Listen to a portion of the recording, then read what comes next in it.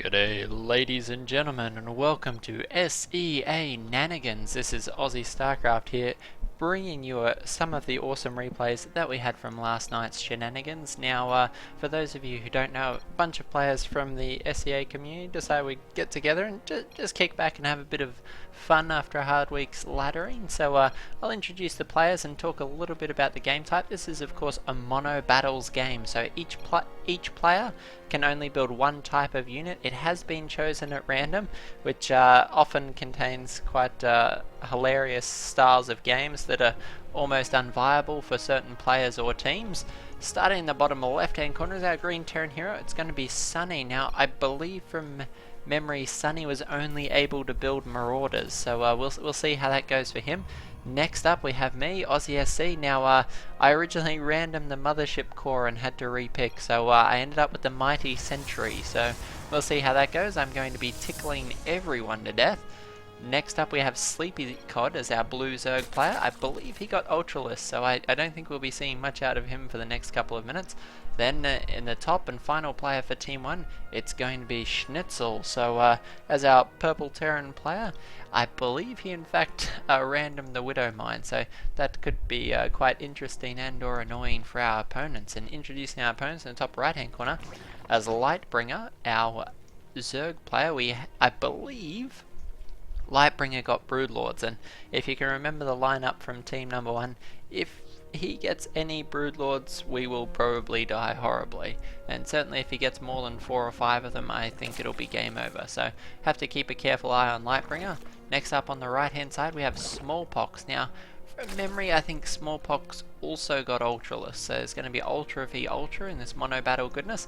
Next up we have Urbane. I believe Urbane got Mutas. And for our final purple Terran player from Team MGG we have Slayer, and Slayer actually got the Raven. So Ravens do take quite a bit to tech into, so I imagine Slayer's going to have a quiet first couple of minutes or two. But if you look at the composition, we have Ravens, Mutas, Ultras and Broodlords, so Team 2 kind of needs to make it to the late game to make things happen here, whereas on the left we have Marauders, Sentries, Ultralists and Widow Mines. So pretty much if they get up their air armada with only Widow Mines and Sentries to shoot up, we have pretty much dead meat. So we'll see how this plays out. We obviously want to try and make something happen early on, but our opponents, wily as ever, we'll see how they respond. Now as you can see, playing nice and fair. I'm trying to build some cannons outside their base to contain them a little. The last thing we want is Team 2 to try and get all of these excess bases and just be able to produce all those tier 3 air units. So being just a little bit cheeky, I decided to build a few cannons, try and keep people in. Slayer not happy about that at all. I think he spotted it from the watchtower in the middle, and he's just a little bit upset. But some of the fun you get from these sorts of games, everyone expects a little bit of underhanded deviousness. As you can see, I'm going sort of minerals only, trying to build a few cannons and sort of expand as quickly as I can, because if there's one thing that's going to be absolutely no threat to our enemy, it's 3 or 4 sentries. So until I can get a decent sentry count up, I figure just expand and try and absorb as many minerals as we can. So I'll let you guys read the commentary that goes on the bottom. Won't try and sort of repeat all of that for you, but it was a good bit of fun for everyone involved. This was the second Mono Battles game we played, so I will probably cast the other one as well. It was hilariously one-sided for the team that got Marines and Roaches, but it was pretty funny to play nevertheless. One of the best things I find about these sorts of game styles, they force you to adapt and play sort of a different variety of play. Like there isn't a game in the world where you would imagine Terran would produce only Widow Mines, nor would you see a Holy Sentry force used on anyone. So as you can imagine, they force you into quite unusual and strange circumstances, but really makes for a fun game as everyone tries to sort of adapt to what's going on. First couple of minutes a little bit quiet, mainly because of the sheer volume of Tech 3 units, so we're going to speed it up just a little bit. We have the first few Widow Mines from Schnitzel moving here, actually going to plant themselves under an Overlord, and that poor Overlord will be taken out. We have Slayer scouting with his barracks here, and Sleepy Cod's worker hasn't worked out that he can't quite get to the high yield from that ground. Slayer's going to be poking around. Unfortunately, Marauders don't shoot up very well, so they're going to be forced to just follow that barracks around. Do I actually have any sentries at this point? No, only just throwing down my second gateway now. So we're all having a good look at the barracks, but unfortunately Widow Mines don't shoot buildings, and the only thing that we have that can kill it is the sentries that I have none of yet. So they have relatively free rights to try and scout, and there's not a whole lot we can do about it early on. So we're going to try and put on as much pressure as we can. Have a few cannons up to try and defend. Third base came out. We figured we'd take some bases on their side of the map. We have Slayer saying that he feels like a Villo going mass ravens. And if he gets a sufficient quantity of those, it could be extremely unpleasant for us. But we'll see how that's in. We have Sunny actually building missile turrets to try and chase the barracks away, because unfortunately for us we have nothing else that can actually attack it. First sentry is coming out now, so hopefully we can tickle it to death over the next 15 minutes to 3/4 of an hour. We have Lightbringer's finally got his spire up here, though Widow Mines have made it into the mineral line, and they're going to ensure that that those workers don't do anything for the next couple of minutes. We have Sunny calling for reinforcements. This barracks is proving to be a real irritation. We have Slayer trying to drop a few a few of the auto turrets, try and poke away at the cannons. The Raven count still a little bit on the shy side. Have Slayers decide to adapt, going for 4 CCs now, the coveted 4 CC follow up to 3 Raven opening. First Mutalists are on the field, and this is where things start to get just a little bit terrifying for Team 1. There's not a whole lot we can actually do to these, unless these Mutalisks fly over things like missile turrets or the Widow Mines. That would be really nice for us. There's not a whole lot we can do to these Mutalisks, so once that number gets up just a little bit more, they'll be able to really run riot. Unfortunately for Lightbringer, still trying to clear up a few of these Widow Mines. The Widow Mines do go down. Here's me saying the obvious for them. 1 or 2 Broodlords with a detector will pretty much win them the game. So there I am trying to justify my dirty tricks. So we have Schnitzel streaming in here with his swarm of Widow Mines.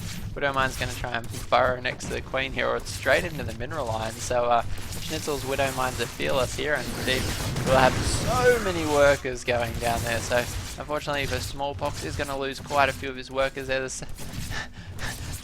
The second base here could well fall prey to these things in just a moment. This is the hilarious thing about Mono. Oh, the Marauders moving in now, but Marauders not being able to shoot up. We have lots of Seeker missiles going off on these Marauders. Will there be enough to take him out? Another Marauders, unfortunately, not quick enough to escape, and 4 Marauders do evaporate under that missile. Unfortunately, the Mutalists not able to do a whole lot just yet. There was a point in the game I'm trying to work out when it was. Oh, here it is. The massive Mutacloud decides to get excited about life, and we are up to 22 Mutalisks now, or 20 Mutalisks. So as you can see, that's not good news for us, particularly for Sunny, who only has a couple of missile turrets and Marauders that shoot up. So things could go poorly.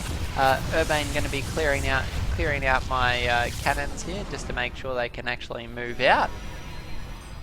I got a nice little achievement there. I think that was for spamming a lot of workers. I think at this point I had about 80 probes. I was trying to spam as much resource production as we could, and a few sentries should start being produced by me around the 13-minute mark. The standard sort of Protoss opening, as you can imagine. These Mutalisks starting to absolutely wreck Sunny. They're getting scared off by the singular missile turret. Urbane just deciding to regroup. Will he swoop in here? I think Urbane is a little bit worried about coming in contact with a horde of Widow Mines. And we have Smallpox, I think, has lost another army of workers to those poor Widow Mines. But Urbane's Mutalist is going to be able to wreck the base of Sunny. we have things going crazy as Sunny tries to explain to the rest of us his predicament. Unfortunately, Marauder's not going to be a whole lot of not going to be a whole lot of use. Sleepy Cod calling for more turrets as reinforcements. We do have some Widow Mines moving their way in here.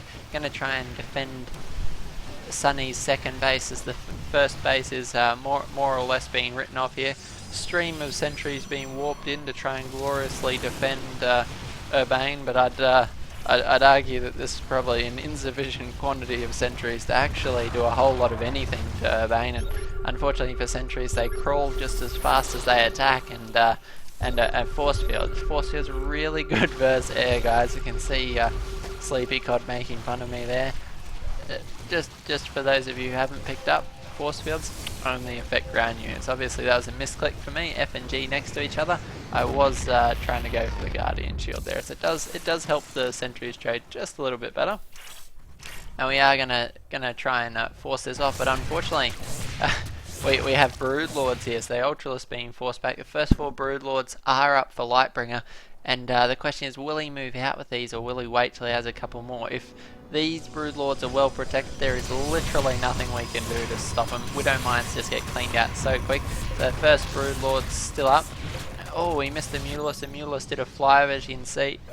They're massively low health, but unfortunately the Mutalisk Cloud, we were 1 Widow Mine short, and they managed to survive. Broodlord's still continuing to wreck my northernmost base here, and the thing is, what will Lightbringer do?